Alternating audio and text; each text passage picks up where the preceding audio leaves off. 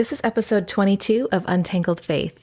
On this episode, Nathan and I talk about what happened after he resigned from Ramsey Solutions, the resources that helped clarify what he had experienced, and how complicated it was to tell his friends why he had resigned. And there was so long there where we're like, they just don't know. And then I remember there was that moment where, oh my goodness, they do know. Yeah, and they're lying to us. Oh yeah, this is as bad or worse than we thought it was. And I think it was that realization that they were willing to do that. Then really we had no idea what else they were willing to do. It seemed like all bets were off. There's a surprising number of people who have left with concerns. But at the same time, when you're still on the inside, you're like, oh, those are all the bitter people. They just left and they're just bitter about not being here anymore. And so I really didn't want to lose my friends because they thought that I was just one of those antagonistic, bitter people. This is Amy Fritz, and you're listening to Untangled Faith, a podcast for anyone who has found themselves confused or disillusioned in their faith journey. If you want to hold on to your faith while untangling it from all the things that are not good and true, this is the place for you. Today, Nathan and I dive into part 6 of our Ramsey story. If you're just joining us, part 1 starts on episode 17. In the last 2 episodes, Melissa Hogan and I shared the Got Your Six team meeting that Dave Ramsey led after my husband resigned. In this episode, I start out by asking Nathan if he wanted to talk about that meeting. So when we last left our audience, you had just resigned from your job. And then the last episodes after that, we talked about the meeting that happened after you left. Yes. All right. So my first question for you, I guess, and we can talk about the meeting if you want. Do you want to talk about the meeting that you didn't know about? I heard about it. Yeah, we know that some things had been said. We just had no idea what exactly had been said. So as a reminder, just a couple weeks after Nathan resigned from his job, I noticed an article on the DaveRamsey.com site called Ive Got Your Six. And there was some really specific language in there talking about loyalty and really negative words towards people that weren't loyal to a company. And I suspected that this was pointed at Nathan. Trying to figure out if that actually meant us. Like you said, this is about you. And I'm like, I mean. Yeah, because we had seen the article on DaveRamsey.com, the Got Your Six article. And it was like right after you left. And I'm like, man, this sounds like he's talking about people that left. Yeah, you. But at the same time, I'm like, I don't feel like I'm that big of a deal that this would be about me. This must be something that was already in the works. They were already planning on talking about. It felt presumptuous to think that it was about me. Yeah. It really seems like it's about me. At this point, it does. At this point, like looking back and how.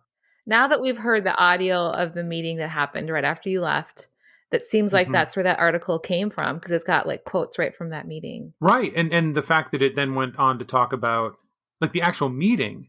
Yeah. Talking about the whole Chris situation and stuff, it became very obvious that actually was a meeting that was about me and my leader leaving. But at the time when we saw the article, you're looking at and seeing the thing about rats leaving the ship being in that quote. Yeah. They're calling you a rat fleeing a ship. And I'm like, I don't know. I mean, is that a stretch to think that's about us? Yeah, you were questioning it. I was like, I am pretty sure he's talking about you. As much as it was really horrifying to hear the things that he actually said about people that had left for disagreeing with how they handled the situation, without saying your name, that he said some very pointed things about you. It also felt, I wasn't crazy to think that that was pointed your direction. So what were you thinking and feeling in those early days after you quit? I was in shock.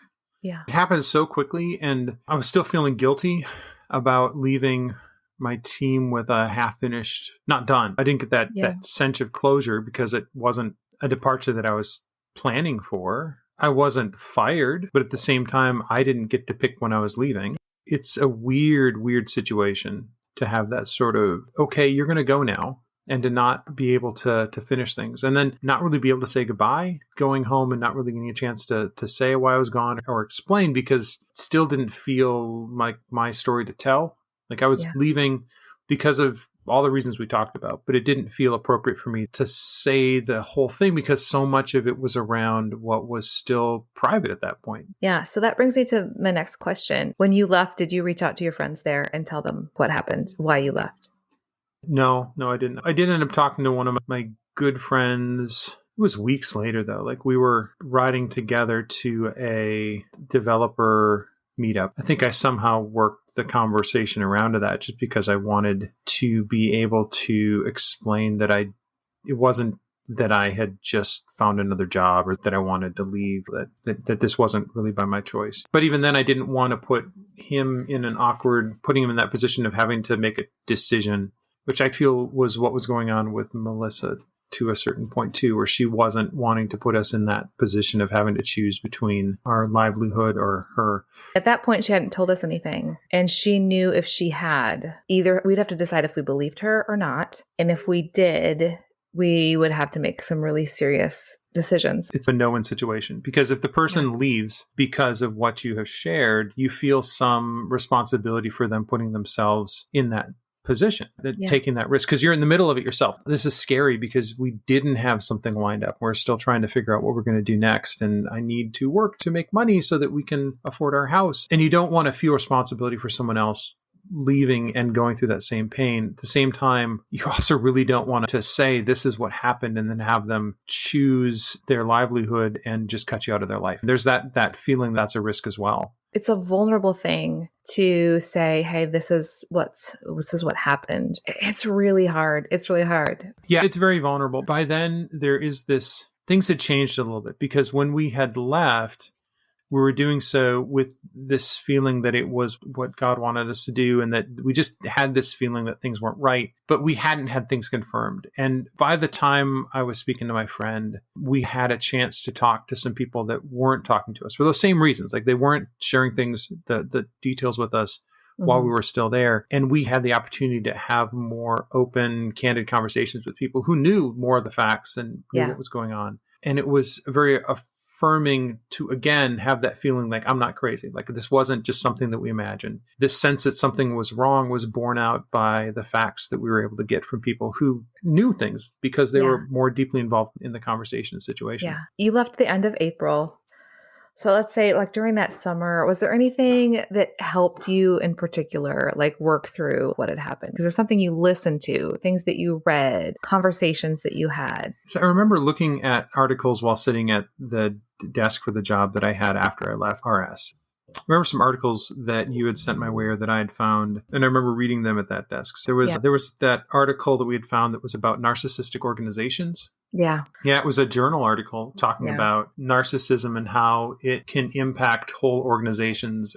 And I'm reading that and saying, okay, yeah, this fits my experience. Like this is what, in retrospect, I feel like I was seeing at the organization. I think there were other things that you were reading and sending me links to the articles, and then I'd go and read them, or you'd just tell me about them, or I'd hear you listening to a podcast, and more just picking up those things just by proximity to you, because you're still very passionate about this whole topic of church hurt and spiritual abuse, and so it was definitely still something that you were very actively listening to and processing by listening to those things, and so by my being able to hear that as the background. I remember to just living, like I wasn't forced to go and process it all at once, and I could tackle those things a bit at a time. There are a few things that stand out for me. One of them was when Julie Royce did her podcast came out, like when it first launched. And the first interviews she really did were with people that had been connected with Harvest Bible Chapel. Over the course of listening to Julie Roy's podcast several times, I took notes because I'm the type of person who takes notes while listening to certain podcasts. And I think I listened to that interview. Oh, yeah. I don't know how many times I took notes on it. The things that they were saying, what they had seen, it just seemed so familiar. But I think the most powerful thing was the very end of that conversation where it was the two guys that were writing on this blog, The Elephant's Debt. And Jessica Hockett was also on there. And one of them had said that it was the people that walked away and never said anything that really hurt. Like that just left and didn't say why and what happened. And I remember just like lying there on the floor thinking, I'm not going to be that person. I don't want to be the person that just walks away and doesn't say anything. I remember listening to that and just thinking about how these people were able to be open about this and were able to go and actually talk about this experience. And they weren't doing it without recognizing that there was a risk to do so. But at the same time, they weren't letting them keep them from speaking up about their experiences. If you followed the story of Harvest Bible, James McDonald, and the people who were speaking out about the abuse there, you probably already know what happened.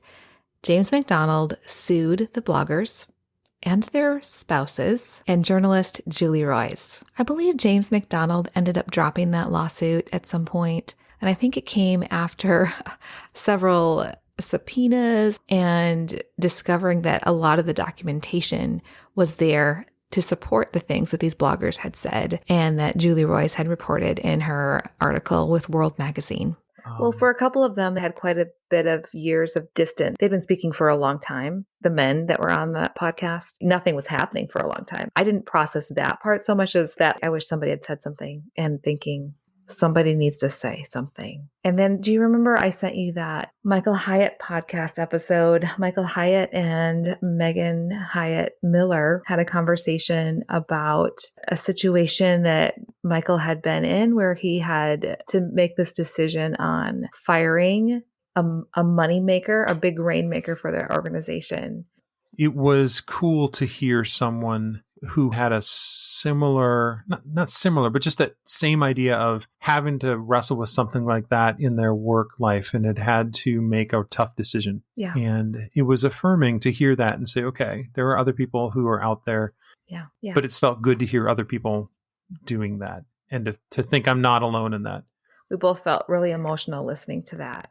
And I had quoted from that when I first shared on our blog, our story of leaving Ramsey, and like one of the co-hosts, and I don't remember if it was Megan or if it was the person that was like hosting the show, said that core values look good when they're hanging on the wall. They are very difficult to enact in a real life business situation. And then later on said, err on the side of integrity, even if it costs you in the short term. I remember Hyatt had said this was a bet the farm moment where he was willing to say, if we have integrity, we need to cut this person loose, even though we have invested a lot of money in this person. I couldn't even imagine that people would do that after the experience that you had just had. For me, I felt like that was the company that I did work at until I realized that it wasn't. I had so long where I believed that I was working at a company that had integrity, and then just realizing that wasn't true over that year where I started to see things that were making me concerned, and then culminating with... Yeah, because we were hoping it wasn't a big systemic issue. We were hoping that maybe there were a couple people here or there that were maybe had their eyes off the real prize of really helping people and not just about money. I think that's why we were able to hang on as long as we were. We thought, well, maybe there are a few people that have got Dave off track. And if someone were just to remind him of what they were all about. And there was so long there where we're like, they just don't know. And then I remember there was that moment where, oh my goodness, they do know. Yeah, and they're lying to us. That was something that we felt. And then pretty quickly after we left, and we're able to talk to my leader. And I don't know, did we talk to Melissa really at that point, or was that further on that was very briefly before she was under a gag order, but she still didn't say a whole lot to us. It was enough to say, oh yeah, this is as bad or worse than we thought it was. Yeah. And I think it was that realization that they were willing to do that. Then really we had no idea what else they were willing to do or what they had already compromised on that we would have no idea about. It seemed like all bets were off. We definitely lost trust. They lost our trust. I'd shared a little bit on my blog about narcissism in 2020. And I did mention the article that you had found, Organizational Narcissism and Virtuous Behavior. There's this paper, and they talk about Arthur Andersen. They're the accounting firm that was caught shredding evidence for Enron. And Arthur Andersen had been known for its ethical culture. The founder was known for being an honorable man, even had a consulting group that taught other companies. Yeah, that was the thing that kind of hit home. And I'm like, oh my goodness, they taught people how to be ethical. And as a result, in that article, they're talking about how that blinded them to the fact that because they taught other people to be ethical and they were so proud of that fact that when they were acting unethically, it just didn't click. Yeah, like, I mean, that doesn't make sense. Yeah. We teach ethics, so we must be ethical by definition, is sort of the idea that they were calling out in that article. One of the quotes from that article said, to an outsider, These practices are obviously wrong, but insiders who have internalized the culture's logic can't see anything wrong. Insiders see themselves and the behavior of the organizations they work for as good and right. And to question or deny these propositions is to threaten their collective identity, which they can't tolerate. That was powerful to read that. Mm-hmm. I'm going to leave a link to that in the show notes because I think there's going to be a lot of people that are listening to this that have gone through a situation where their organization prides themselves on being a model of something where they teach things to people. So how could they at the same time acknowledge they have something wrong with their culture? Ramsey has this whole entree leadership division where they have events and training and they sell tickets to events where people come to learn how to do business from Ramsey, where they can hear Ramsey leaders tell them how to run a business with excellence. And so if they are teaching people how to do business, how are they going to be able to acknowledge that they have some serious issues that they need to address and how they run their business? When you're telling the world we are full of integrity and we're teaching other people how to have integrity, if there are integrity issues, that's a really hard thing to acknowledge. So we spent a lot of time thinking through that sort of stuff. We read articles by Wade Mullen, lots and lots of stuff by Wade Mullen. I remember sending you articles. I remember a lot more conversations about them. I remember walks where you would tell me what you're learning and what you're reading, and that meant that I didn't have to read it myself. Yeah. Great conversations, though. We just spent a lot of time praying about how and when or if to share the story publicly. And by publicly, I mean like writing up something on my website about what happened. Or even talking to friends. It was during that period there that I talked to my one friend, and even then didn't share all that much. I had decided that I would answer questions, but I wouldn't really bring it up with anyone. So if anyone asked me a question, I would talk about it, but I didn't want to bring this to them. But I also wasn't going to say, yeah, everything's fine, I left. But of course, at that point, they'd already said some things about me that if people knew that it was about me, like they knew that it didn't leave on like happy terms at that point. Do you wish you had brought it up or said, hey, can we talk about this? Or I'm just curious. I don't think there's no right or wrong answer. I'm just curious of what your thoughts are. I don't know. I still have some friends where we really haven't talked about it. And it's just weird. But at the same time, it means that I still have these friends and still have a relationship with some of these people, that the friendship is based on shared interests and activities and stuff like that. And it's not necessarily like fundamental to that relationship that this be known. But at the same time, it's just weird that this big thing happened and we never really talked about it. Yeah. And I don't know. But at the same time, it's that whole question of, do I really want to bring this up and then find out for sure whether or not that is uncomfortable enough that it's easier just to not invite me to things anymore? How do you feel about what we have heard over the last couple of years about what kind of things were said after you left, what the narrative was about your reason for leaving? Okay, one of the things that I feel was said was that I and my leader left because our wives made us, or something along those lines. I think was said or implied at one of the meetings with specifically our like smaller team. Yeah. And I don't know exactly what was said. I've heard a rough summary from someone who has since left and was there and shared with me a little bit of the gist of what was said. But to that end, I really do regret not having said more so that it was clear that this was my decision. It wasn't something that you told me I had to do. I didn't go and make this decision on my own. We talked about it and we struggled with it together. But at the same time, this was not us siding with someone in a messy divorce and choosing sides and having to leave because of that, because my wife wanted me to leave. And in order to stay happily married, I had to leave. That wasn't it at all. Who do we believe? Who's being trustworthy in this situation? Some things I didn't know. I knew enough to know I didn't feel good about what was going on. But had I known everything and I was choosing a side, I would have been choosing the side of the person that was most vulnerable and needed someone on their side. Not because of friendship, but because they were the one that didn't have the power and at the same time was in the right. Yeah. But that wasn't, I hate to say it, but that wasn't actually what did it, because we didn't know all the details. We just knew enough to say, okay, I don't something's really wrong trust that there's integrity here. And I feel like something is definitely wrong here. Yeah, I hate that framing as if they weren't taking a side in a divorce, as if the Ramsey leadership themselves weren't doing that. Well, I think this implication certainly was that we had chosen the wrong side. Right. And I think it tells you a lot about what their whole approach to the situation was. Instead of saying, we want to follow the truth, it was like, well, we have to take a side. Where why not just say we're going to do whatever we can to investigate and get to the truth instead of a side? And I think it's something really hard for people to do, to investigate themselves, to investigate something that could cost them a lot of money and energy that they don't want to spend. Even now, like hearing little things, it still hits me. Like I think, oh, they said that. They said that about me. They said that about you. I want to not care, but I still do care.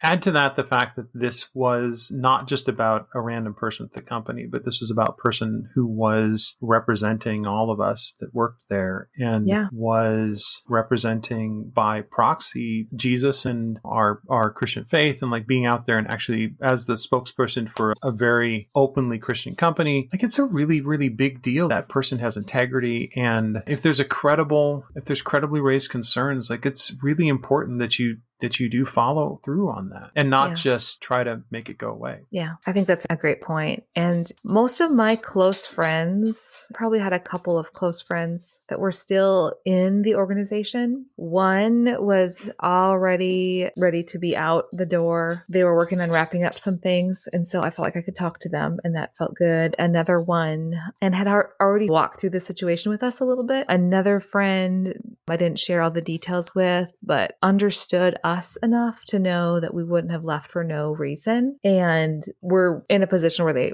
were like, yeah, we are going to find another job too. We already have some concerns. In that sense, it felt good that we weren't making those people leave. God had already been moving them along in a way where they were ready to start looking for something else. It took a while before I had someone that I could talk to about it. My friend that I did finally talk to on that one drive, like he was still there. Yeah.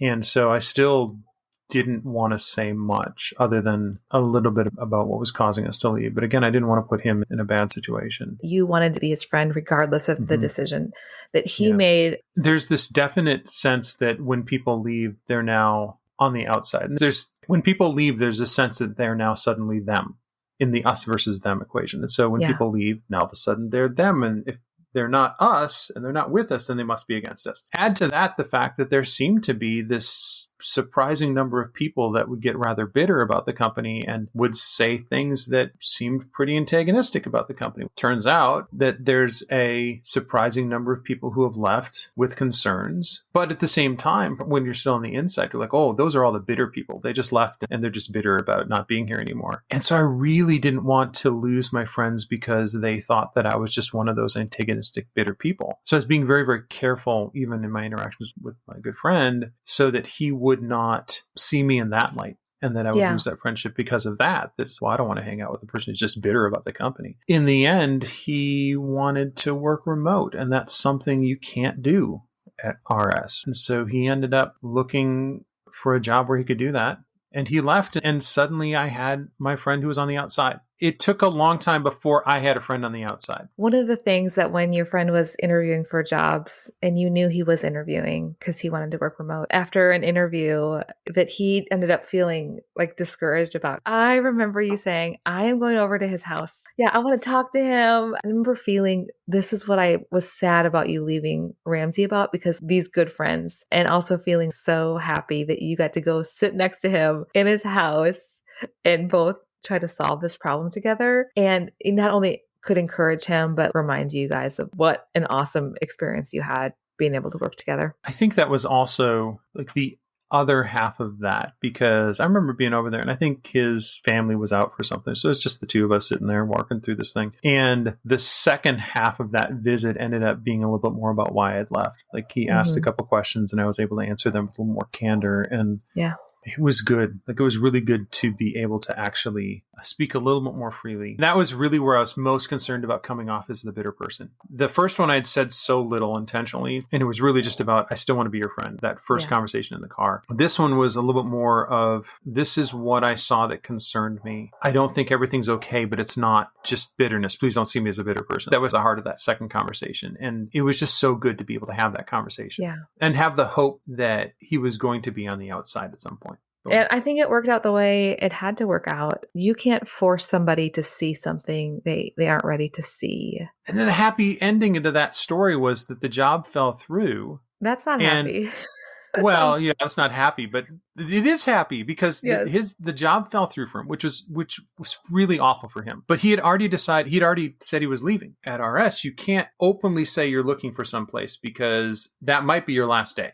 Yeah. Because your heart's left the building. So you have to very, very carefully do that. He had already, announced his departure, and then the thing fell through. But in the intervening time, I had found another position, and that place decided that they were going to allow remote work. Do you know someone who wants to do remote work? Yes, absolutely. I know someone who wants to do remote work. And so without really intending it, we got to work together again and have been getting to work together again for a year and a half, 2 years now. It's been amazing. That was one of the best days ever. Make this clear for people. This wasn't someplace you went to work directly from Ramsey. You'd already worked somewhere else for 6 months and you were wrapping up a project there, and this opportunity to apply for this job came up, and working for your former leader that had left the same time you did. He had been working at this new place for a few months and you were ready to consider it. And so you interviewed and were offered a job, and your friend had already given his notice.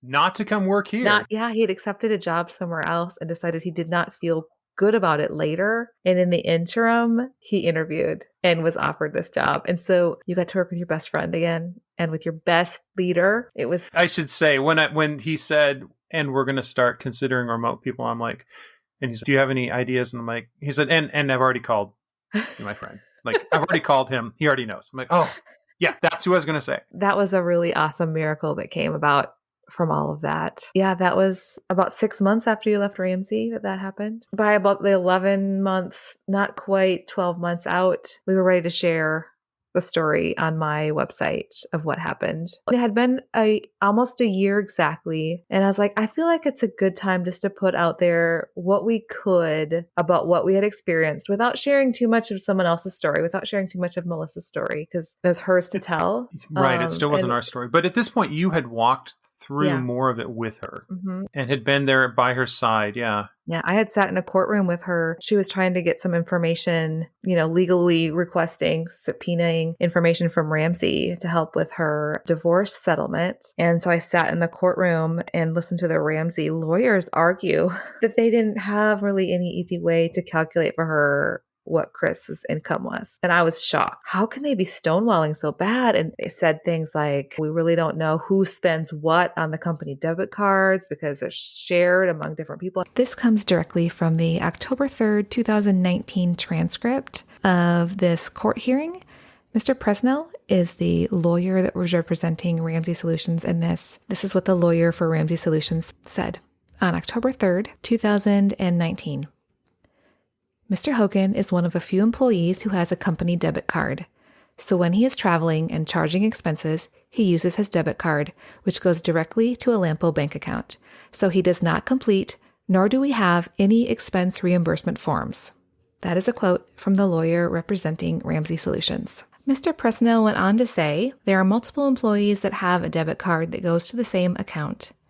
And so when we get a bank statement, we do not have a way to segregate Mr. Hogan's expenses from any other employee's expenses. What kind of personal finance company doesn't keep track about who spends what on their debit cards? And I knew then that they either were terrible at actually doing their own, applying their own principles internally, or they were lying. And they also said they didn't have a recording of that team meeting that we listened to in the last episode. In this same court hearing, the lawyer for Ramsey responded to Melissa's request for some specific audio recordings that she believed Ramsey had that talked about her.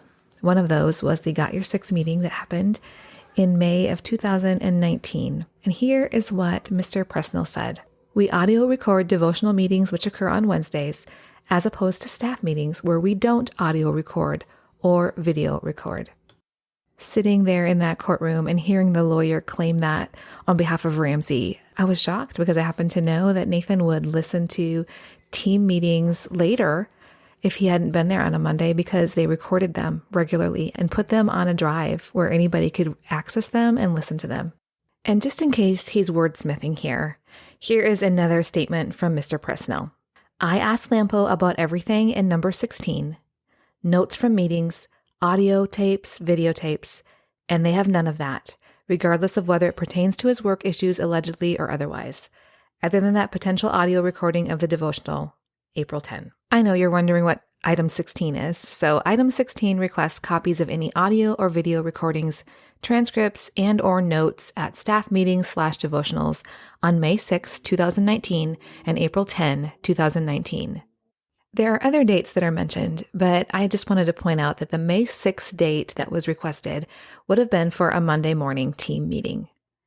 Mr. Presnell stated that Lampo did not have these recordings and that they did not record Monday morning meetings. If not lying, very carefully choosing their words. It was the lawyer they had hired that was saying these things, and the lawyer would have been giving the answers that client had given that lawyer. They were willing to mislead their lawyer, and I really believe that they did have a recording of that team meeting, and they said they didn't have it. I believe they did. A company that is willing to perjure themselves, that's serious. That's serious business. I think that, for me, was incredibly important. You're going and actually walking through the process with Melissa, because it was, again, bit by bit, more evidence that I wasn't crazy and that I hadn't made a terrible mistake and that I hadn't, because I think even through that year, I was still struggling with, but these are good people. I must have misunderstood. And I was still doubting myself, even in the face of having been told very clearly, this is what the board member told my leader, or the bits that I hadn't known when we left that we were starting to uncover and hear. You being able to go and be in that courtroom and actually hear things directly from their lawyer. Yeah, and hear that, and I'm like, I can't believe they said that. It was still just more that over time let me look back at that and say, and when I would have these like doubts, I'm like, well, no, because I know they did this, and I know they did this other thing, and I know that someone I trust very, very much heard directly from a board member this thing that just completely blew me away. Some of these things were one step removed, but like the step was you. Or the step removed was someone that I trusted incredibly well. And it wasn't just like rumors that were these things that bit by bit, I could confront those self-doubts and say, no, it's not me.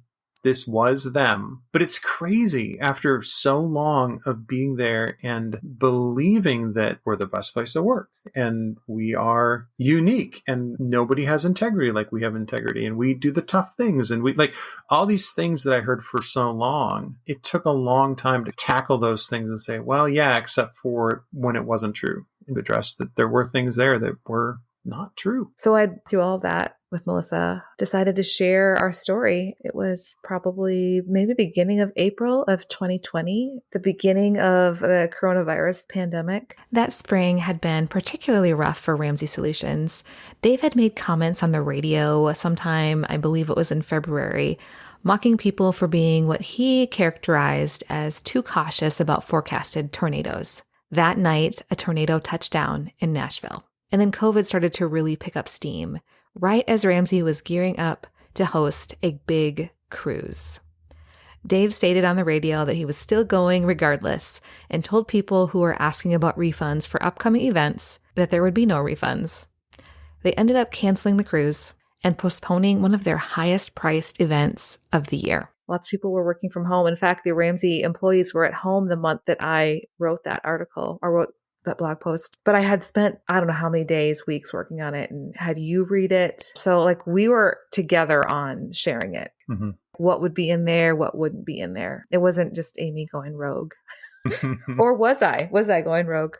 You can tell me if I was rogue. I don't think you're going rogue. You were certainly braver than I was, but you were very careful in what you put in there. Every word I chose, every word I cut out, I did it knowing I needed to account for it. I needed to make sure I wasn't saying anything that wasn't true and not asserting things that I could not corroborate in some way, knowing the litigious nature of Dave. Yeah, we were very careful about what was in there and what wasn't, and felt good about when we were sharing it and how we were sharing it. And it became very quickly the most read thing I had ever shared, even though I didn't know who all was reading it. And I was worried at the time that we shared it that we might get some pushback from the Ramsey organization. And I shared it, and for about a month, nothing happened. We thought we were in the clear. Other than the fact that one of my friends that I used to work with did reach out to us. Yeah. And if that was the only thing came out of it.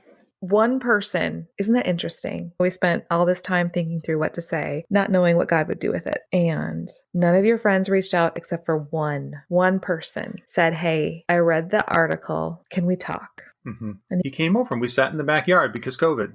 Yeah. And I told him my story. And then you came out and you chimed in and told our story. Yeah, I was at the door when he came. He invited me to join you guys. So it was the three of us sitting in the backyard by the trampoline.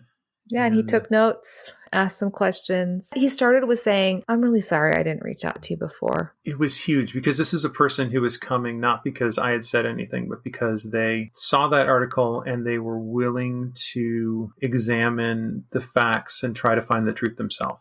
Yeah, and this was just one person. Just one person. We didn't know what he was coming to say to us. We didn't know if he was coming to let you have it and just say, how dare you? I was 50-50, like maybe he is coming to say, you had no place, put that out there. I was scared. I was not excited. I was scared, honestly, because I didn't know what he was coming to say. But he came really just wanting to know what the truth was and left thinking, okay, I have some things to look up and to some questions that need to be answered. And I'm going to... As the most meticulous of all of my friends, yes. Yeah. It meant a lot. After I shared our story through and then talked with your friend that had worked with you that came and asked some questions. April wrapped up. We had been talking. After sharing the story, I'd had several journalists reach out that wanted to know if we would go on the record with what's happening because I hadn't been very specific in some things. They knew there must be something happening and we just weren't ready. I remember we're like, you know what? We're just going to pray for the month of May. I'm going to pray all May that God would give us direction for if and how and what he wants us to do next. If there's anything else, God would just do something. That's what we did. We prayed from the beginning of May, and that May 2020 ended up being quite the month that will go down in infamy in our lives. But for anybody that's thinking, we've told our story and only one person cared. This one person, we had one person, and it was a domino that fell, that started something we had no idea was going to start. We had no idea that it was the first of a domino that was going to start an avalanche. I think if we had known, we would have been a little more anxious. I think it was good that we did not know. May started that avalanche, but it wasn't, you didn't go on the record for months, right? No, it just started things that we could never have pictured were going to be happening. Yeah.